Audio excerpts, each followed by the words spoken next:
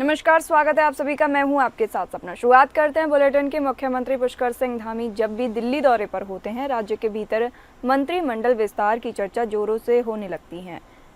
मंत्रिमंडल विस्तार को लेकर सीएम धामी ने कहा कि पार्टी हाईकमान के द्वारा जब भी इस विषय वार्ता होगी, उसके बाद इस पर निर्णय लिया जाएगा। सीएम धामी ने कहा कि पार्टी संविधान से चलती है।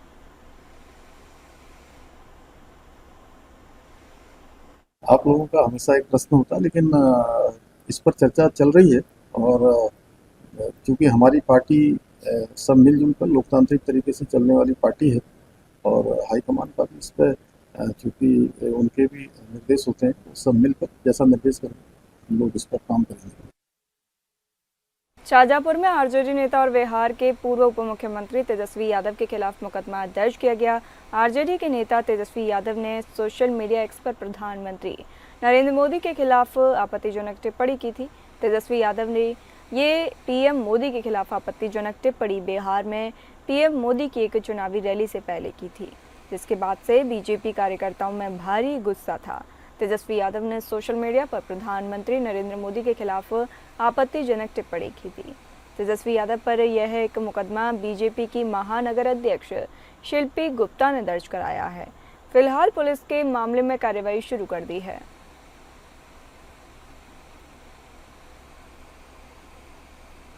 बहुत रोष है यहाँ के लोगों में, और इसीलिए शिल्पी गुप्ता जी जो कि महानगर की अध्यक्ष हैं, उन्होंने एफआईआर दर्ज कराई है और उससे एक संदेश देना चाहती है कि आप अपनी भाषा को मर्यादित रखिए, क्योंकि माननीय प्रधानमंत्री जी का पूरा देश ही नहीं विदेश सम्मान करता है। ऐसे माननीय प्रधानमंत्री जी को अमर्यादित भाषा का आपने प्रयोग किया है। उनका कहना है कि उनको माफी मांगना चाहिए। नरेंद्र शर्मा, एपीएन न्यूज, शाहजहांपुर। कांग्रेस के राष्ट्रीय महासचिव एवं पूर्व मुख्यमंत्री भूपेश बघेल के द्वारा प्रतिवर्ष अनुसार इस वर्ष भी तीजा पोरा महोत्सव का आयोजन किया गया। इस वर्ष का आयोजन सुभाष स्टेडियम में किया गया, जिसमें प्रदेश के सभी जिलों से बड़ी संख्या में बहनें तीजा महोत्सव में शामिल होने के लिए पहुंची थीं। महिला कांग्रेस की पूर्व राष्ट्रीय अध्यक्ष और अखिल भारतीय कांग्रेस कमेटी की सचिव नेटा डिसूजा और कांग्रेस की राष्ट्रीय प्रवक्ता रागिनी नायक भी तीजा महोत्सव में शामिल होने आई। कार्यक्रम में बड़ी संख्या में विधायकगण, कांग्रेस के पदाधिकारी और नेता और कार्यकर्ता भी शामिल हुए। तीजा महोत्सव के साथ भूपेश बघेल का जन्मदिन भी होने के कारण प्रदेश भर से कांग्रेस जन और आम लोग बधाई और शुभकामना देने पहुंचे थे। इस अवसर पर पूर्व मुख्यमंत्री भूपेश बघेल ने कहा, ये छत्तीसगढ़ की संस्कृति और परंपरा से जुड़ा त्यौहार है। इसमें सभी लोग हिस्सा लेते हैं और 3 दिन बाद तीज है, इसलिए पूरे प्रदेश से हमारी बेटियां, बहुएं, बहनें सभी तीज मिलन कार्यक्रम में आई हैं। ये आयोजन संस्कृति परंपरा के साथ साथ भावनात्मक भी है। तीजा पोरा की सभी को बधाई और शुभकामनाएं। छत्तीसगढ़ में हर त्योहार प्रकृति से जुड़ा है। पोरा हमारे गौवंश से जुड़ा हुआ है। में जो फैसला किया उस पर टिप्पणी करना उस समय करते, उस समय तो सरकार में थे, आप क्यों नहीं किए? गलती आपकी यार। आज आप बोल रहे हैं, मतलब तड़ी पार को जब देश के गृह मंत्री बना सकते हो तो जज को हम नहीं बना सकते। सबका त्योहार है, सबको मनाना चाहिए। यही तो हमारे मतलब छत्तीसगढ़ सब लोग मिलजुल के त्योहार मनाते हैं, सब छोटे बड़े, सब अमीर गरीब सब मिल के मनाते हैं। ये त्योहार हमारा है और हम पे इसको गर्व है, हम सबको मनाना चाहिए। छत्तीसगढ़ की राजधानी रायपुर में सहकार भारती राष्ट्रीय बुनकर का आयोजन किया गया है। 2 दिनों तक चलने वाले इस अधिवेशन की शुरुआत हुई। अधिवेशन के शुभारंभ के दिन सहकार भारती के राष्ट्रीय अध्यक्ष उदय जोशी, उप मुख्यमंत्री अरुण साव, कैबिनेट मंत्री केदार कश्यप और मंत्री लखन लाल देवांगन मौजूद रहे। अधिवेशन में देश के अलग अलग हिस्सों से लगभग 100 की संख्या में बुनकर समिति के अध्यक्ष आए थे। आयोजन को लेकर डिप्टी सीएम अरुण साव ने कहा कि देश और उद्देश्य स्तर पर बुनकरों के लिए बेहतर कार्य हो रहे हैं। केंद्रीय सहकारिता मंत्री अमित शाह के नेतृत्व में पूरे देश में सहकार भारती के माध्यम से लोग सशक्त बन रहे हैं। सहकार भारती के राष्ट्रीय अध्यक्ष उदय जोशी ने कहा कि बुनकरों की स्थिति कैसे अच्छी हो, नई टेक्नोलॉजी से बुनकरों को अवगत कराने के उद्देश्य से इस अधिवेशन का आयोजन किया गया है। सहकारिता एक ऐसा क्षेत्र है जिसके माध्यम से न केवल स्वरोजगार, सामान्य लोगों की आर्थिक तरक्की वरन देश की आर्थिक मजबूती भी सहकारिता के माध्यम से आ सकती है। आज देश में नरेंद्र मोदी जी के नेतृत्व में सहकारिता मंत्री आदरणीय अमित शाह जी सहकारिता के क्षेत्र को सशक्त करने के लिए लगातार काम कर रहे हैं और सहकार भारती भी सहकारिता के माध्यम से देश की तरक्की और बेहतरी के लिए काम कर रही है। निश्चित रूप से ये 2 दिवसीय अधिवेशन इस दिशा में बहुत कारगर और महत्वपूर्ण होने वाली है। छत्तीसगढ़ की राजधानी रायपुर में सहकार भारतीय राष्ट्रीय बुनकर का आयोजन किया गया है। 2 दिनों तक चलने वाले इस अधिवेशन की शुरुआत हुई। अधिवेशन के शुभारंभ के दिन सहकार भारती के राष्ट्रीय अध्यक्ष उदय जोशी, उप मुख्यमंत्री अरुण साव, कैबिनेट मंत्री केदार कश्यप और मंत्री लखनलाल देवांगन मौजूद रहे। अधिवेशन में देश के अलग अलग हिस्सों से लगभग 100 की संख्या में बुनकर समितियों के अध्यक्ष आए थे। आयोजन को लेकर डिप्टी सीएम अरुण साव ने कहा कि देश और उद्देश्य स्तर पर बुनकर के लिए बेहतर कार्य हो रहे हैं। केंद्रीय सहकारिता मंत्री अमित शाह के नेतृत्व में पूरे देश में सहकार भारती के माध्यम से लोग सशक्त बन रहे हैं। सहकार भारती के राष्ट्रीय अध्यक्ष उदय जोशी ने कहा कि बुनकरों की स्थिति कैसे अच्छी हो, नई टेक्नोलॉजी से बुनकरों को अवगत कराने के उद्देश्य से इस अधिवेशन का आयोजन किया गया है।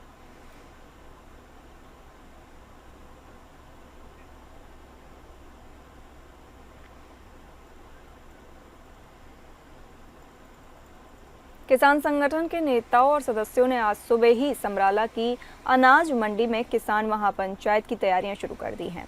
हल्की बारिश के बावजूद महारौली को लेकर किसानों में भारी उत्साह देखा गया। इस अवसर पर प्रशासन द्वारा तय किए गए रूट प्लान और पार्किंग की जानकारी भी किसान नेताओं को दी गई।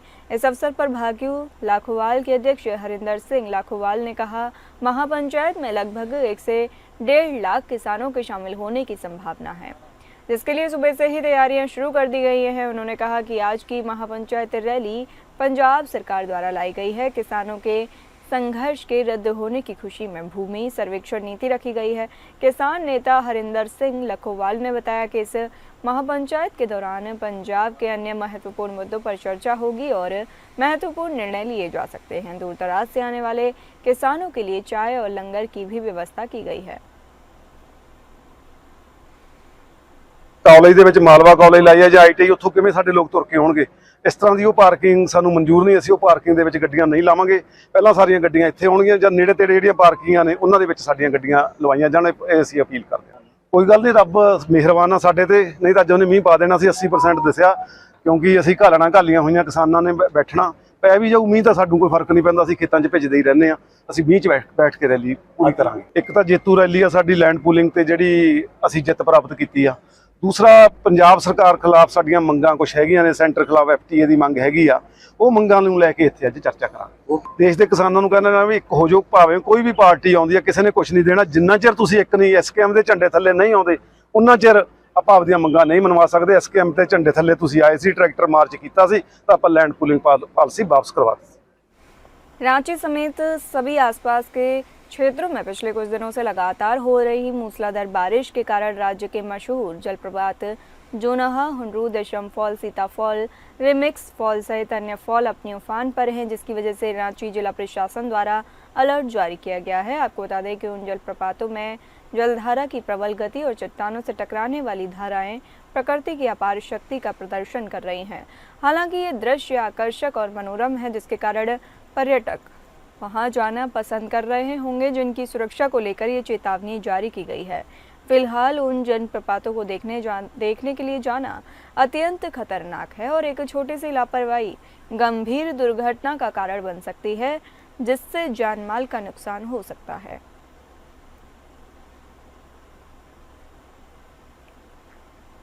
रांची समेत आसपास के सभी क्षेत्रों में पिछले कुछ दिनों से लगातार हो रही मूसलाधार बारिश के कारण राज्य के मशहूर जलप्रपात जोनाहा, हुंडरू, दशम fall, Sita fall, remix fall सहित अन्य फॉल अपनी उफान पर हैं, जिसकी वजह से रांची जिला प्रशासन द्वारा अलर्ट जारी किया गया है। आपको बता दें, उन जलप्रपातों में जलधारा की प्रबल गति और चट्टानों से टकराने वाली धाराएं प्रकृति की अपार शक्ति का प्रदर्शन कर रही हैं।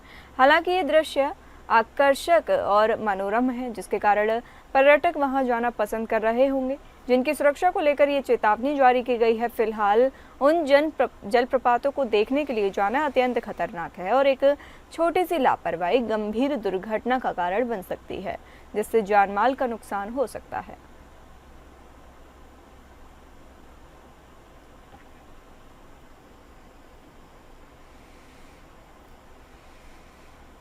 रांची के सभी जिला स्कूलों में जिला शिक्षा अधीक्षक बादल राज द्वारा शुरू की गई रांची स्पीक्स की 1 साल की सफलता पर एक जिला स्तरीय प्रतियोगिता का आयोजन किया जा रहा है, जिसे लेकर एक वीडियो संदेश जारी करते हुए बादल राज ने बताया कि जिला के सभी सरकारी स्कूलों में कक्षा 1 से लेकर 8वीं तक के नन्हे वक्ता जिस तरीके से पूरे आत्मविश्वास के साथ आज बोलते हैं, यही रांची स्पीक्स की सफलता है।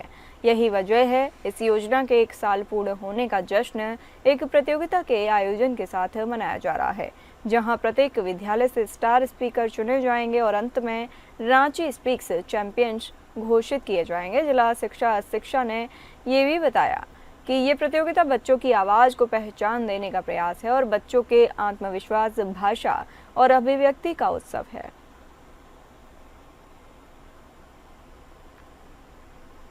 रांची जिले के सभी सरकारी स्कूलों में पढ़ने वाले हमारे प्यारे बच्चे, आप सभी का जोहार। और शिक्षक, विशेषकर भाषा शिक्षक और रांची स्पीक्स के नोडल शिक्षक, मैं आप सभी का आह्वान करता हूं कि अब हम लोगों ने 1 साल पूरा कर लिया है रांची स्पीक्स में, तो अब समय आ गया है कि इस 1 सालों में हम लोगों ने क्या अचीव किया है उसको दिखाने का। और इसके लिए आवश्यक है कि जो हमारा ये असेसमेंट हो वो बिल्कुल कड़ी कसौटियों पर परखा जाए। और इसके लिए हम लोगों ने रांची स्पीक्स का एक जिला स्तरीय कंपटीशन करने का प्लान किया है। ब्लॉक लेवल के विजेता, हर ब्लॉक से एक विजेता आकर जिला स्तरीय कंपटीशन में हिस्सा लेंगे। बात करेंगे महाराष्ट्र की। महाराष्ट्र में गणेश उत्सव बहुत ही धूमधाम से मनाया जाता है, इसलिए महाराष्ट्र में गणेश उत्सव की तैयारियां जोरों पर हैं, मगर इसकी तैयारियों को लेकर सावधानी नहीं बरतने पर हादसा हो जाता है। महाराष्ट्र के रत्नागिरी में गणेश भक्तों को लेकर कोंकण जा रही एक लग्जरी बस में आग लग गई। टायर फटने से ये हादसा हो गया। गणेश उत्सव के लिए लोग गांव आ रहे थे, उस बस से हाईवे पर ये बड़ा हादसा हुआ। कोई जनहानि नहीं हुई है। ये हादसा रात करीब 2 बजे हाईवे पर काशेड़ी आरंभ में हुआ, जब लग्जरी बस कोंकण की ओर जा रही थी। तभी अचानक एक जोरदार टायर फट गया। कुछ ही पलों में आग फैल गई। यात्रियों से मिली जानकारी के अनुसार टायर फटने के तुरंत बाद बस में आग लग गई। आग ने कुछ ही पलों में पूरी बस को अपनी चपेट में ले लिया। चालक ने तत्परता दिखाते हुए तुरंत गाड़ी रोकी और सभी यात्रियों को सुरक्षित बाहर निकाला। परिणाम स्वरूप एक भी यात्री हताहत नहीं हुआ। हालांकि आग इतनी भयानक थी कि कुछ ही देर में बस पूरी तरह जलकर खाक हो गई। घटना की सूचना मिलते ही खेड़ पुलिस और खेड़ व महाड़ नगर परिषदों की अग्निशामक गाड़ियां मौके पर पहुंची और आग पर काबू पाया गया। हालांकि इस बीच मुंबई गोवा राजमार्ग पर यातायात कुछ समय के लिए पूरी तरह से बंद कर दिया गया था।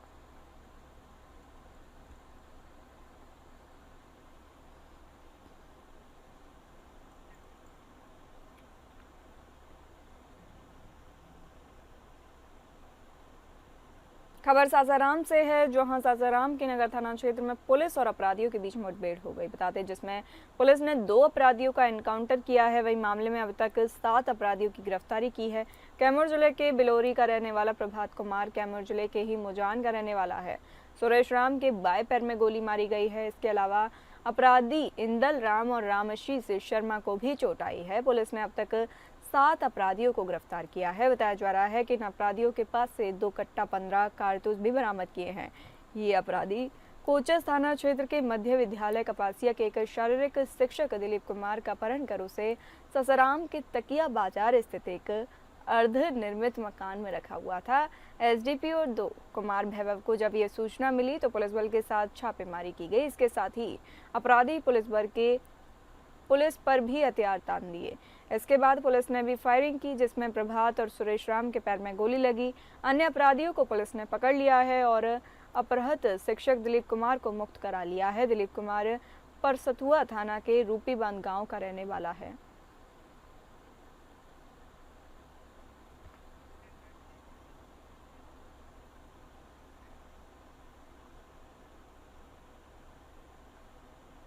सीतापुर के बिस्वा में यूरिया खाद लेने गए किसान की घर वापसी के दौरान मौत हो गई। बता दें, मौत के बाद किसान काफी आक्रोशित हैं। किसान ओम प्रकाश सहकारी समिति से यूरिया लेने पहुंचे थे। वहीं सुबह 10 बजे से लाइन में खड़े थे। शाम 6 बजे तक उन्हें खाद नहीं मिल सका, जिसके चलते निराश होकर ओम प्रकाश अपने घर की ओर रवाना हो गया और रास्ते में ही वह सड़क पर जा गिरा, जिसके चलते उसकी मौत हो गई। पुलिस ने परिजनों को सूचना दी। परिजनों के सदस्य शव को लेकर घर गए। परिजनों ने बताया कि ओम प्रकाश पिछले 15 दिनों से खाद के लिए लगातार प्रयास कर रहा था। पुलिस ने मामले में कानूनी कार्रवाई शुरू कर दी है।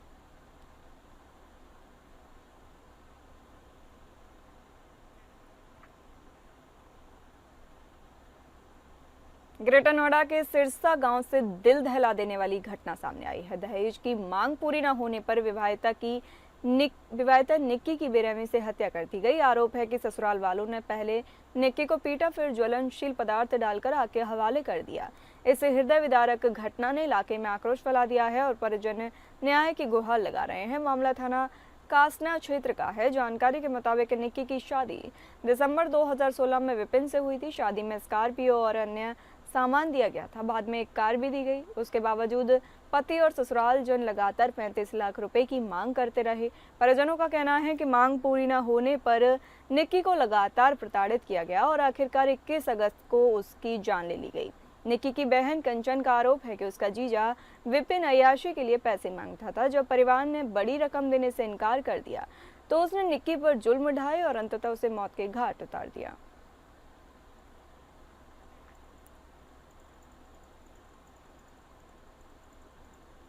मुरादाबाद पुलिस ने नाबालिग लड़कियों के साथ दुष्कर्म बंधक बनाकर उनका यौन शोषण करने वाले बदमाशों को मुठभेड़ के बाद गिरफ्तार किया है। 2 दिन पूर्व मुरादाबाद के थाना मझोला में पोक्सो एक्ट के तहत एक मुकदमा दर्ज किया गया था, जिसमें नाबालिग लड़कियों के साथ दुष्कर्म कर उनका यौन शोषण करने और वेश्यावृत्ति कराने जैसे गंभीर आरोप लगे थे। जिसके बाद पुलिस ने आरोपी बदमाशों की गिरफ्तारी के लिए टीम गठित कर विशेष अभियान चलाया। मुरादाबाद पुलिस ने मुकदमा दर्ज होने के अगले ही दिन घटना में वांछित 2 बदमाशों को मुठभेड़ के बाद गिरफ्तार किया। पुलिस की कड़ी कार्रवाई के बाद कान पकड़कर माफी मांगते हुए बदमाश नजर आए थे। इस मुठभेड़ में पुलिस का एक जवान भी घायल हो गया था। ये तीनों के तीनों प्राइम एक्यूज रहे हैं, जो 2 दिन पूर्व मझोला थाने पर एक नाबालिग बच्चियों के साथ में दुष्कर्म की घटना, बंधक बनाए रखना की घटना के संबंध में अभियोग पंजीकृत किया गया था, जिसमें 2 अभियुक्त कल भी गिरफ्तार हुए थे। उसके प्राइम एक्यूज हैं। देखिए, जो घटनाक्रम बताया गया था उसकी इन्होंने पुष्टि की है। देखिए, हम चाहते हैं कि जो ये इस प्रकार का कुरीति है और जो इस प्रकार की इन्होंने घटना की है, इसको बिल्कुल एंड टू एंड इसमें हर लिंक को जोड़ा जाए और इसमें जितने भी चाहे एक्यूज्ड हैं या जिसमें कोई भी पीड़ित रहे हैं, उन हर किसी चेन को प्रॉपर्ली एस्टेब्लिश किया जाए और इसमें कानूनी कार्रवाई अमल में लाई जाए। खबर पीलीभीत से है, जहां एक भीषण सड़क हादसा हो गया। फॉर्च्यूनर और टेम्पो में भीषण टक्कर हो गई। हादसा इतना भयानक था कि हादसे में मौके पर ही 4 लोगों की मौत हो गई, जबकि 4 लोग घायल हो गए। घटना की सूचना पाकर पुलिस मौके पर और घायलों का उपचार के लिए अस्पताल भेज दिया गया। सड़क हादसा फॉर्च्यूनर सवार चालक की लापरवाही का बताया जा रहा है। फिलहाल पुलिस मामले में कार्रवाई कर रही है।